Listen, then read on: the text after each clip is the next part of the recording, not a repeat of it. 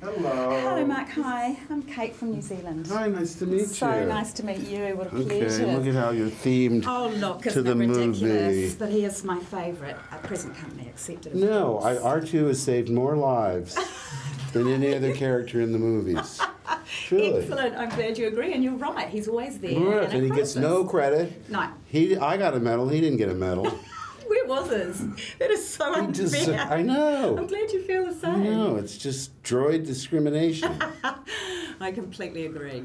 Pleasure. Thank you so very much. Of course. What is it about Luke that mainlines immediately into my inner 10-year-old and resonates with fans, generations of them? Well, George was very clever to include a character that was unthreatening. He wasn't particularly gifted in any way. He was average intelligence. He was very relatable to adolescents who are anxious to discover what's over the horizon for them. He wasn't physically imposing.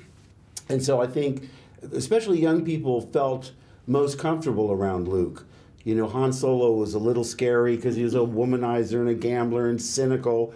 Leia was royalty, and that can make people feel a little uncomfortable. So there's always one character in Wizard of Oz. It was Dorothy that was the most relatable. So that's the gateway to the fantastic characters that he meets later on. But he changed, you know, more than any of the other characters. I think he matured into, you know, a young trainee and eventually a Jedi in the what I thought was going to be my final appearance in the franchise, but what a surprise to be back. Here you are. Yeah. How great that is too. You talk about Leia and the extraordinary legacy that Carrie leaves, both within this universe and obviously far beyond it. How do you feel this film, The Last Jedi, will work as a lasting testament to her? Well, she's wonderful in the film. I met her when she was 19 years old, and gosh, that's what, 41 years that I knew her, and we had our ups and downs. There were years where I didn't see her. We've sort of scoffed at the notion that we were brother and sister. I remember when they told us, they took us aside and said, well, here's the thing, because it wasn't in the script. We're going to discover that Luke and Leia are brother and sister. And I have some Luke-like qualities. Luke's always like slow to recognize what's right in front of him. He doesn't recognize Ben Kenobi, you know, and he's right there. He shoos Yoda away. Get out of my, I'm looking for a great Jedi Master, expecting some 6'2", you know, type. So, you know, and that's relatable too. I mean, he's not the brightest bulb on the Christmas tree, but he learns.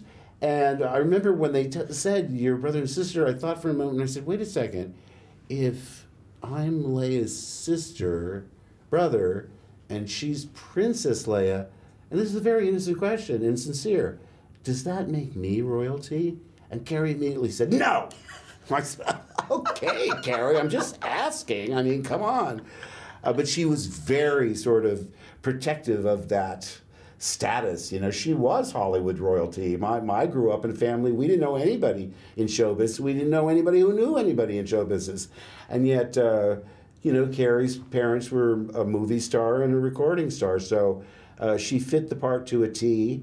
She was so funny and so fun to be around. She could be exasperating as all get out. You know, it just drove me crazy. You know, when you're late, you're just telling people that your time is more important than, you know, so like siblings, we'd bicker, and then of course, it was impossible to stay angry with her. You know, she'd just look up at you with those big brown eyes and say, should I not have done that? And your heart would melt. So you know, in a way, I'm really selfishly angry that she's not here. Even now, she'd be behind you, giving you rabbit ears and giving me the middle finger, which was one of her favorite things to do. We called it the Carrie one-finger salute. But I know that she would also want us to not be consumed with grief, to enjoy ourselves, because that's what she was all about, enjoying every single moment. You must miss her. Oh, terribly. It's awful. I mean, I still can't fully get my head wrapped around it. I mean, I think of her in the present tense, not in the past. And then, of course, you see her in the movie, and it just gets me because it gives the film an air of melancholy it doesn't really deserve. We want the drama to be up on the screen, not in real life. But, you know, it's almost part of what the Star Wars films are all about. It's triumph and tragedy, and there's no doubt this is tragic beyond belief.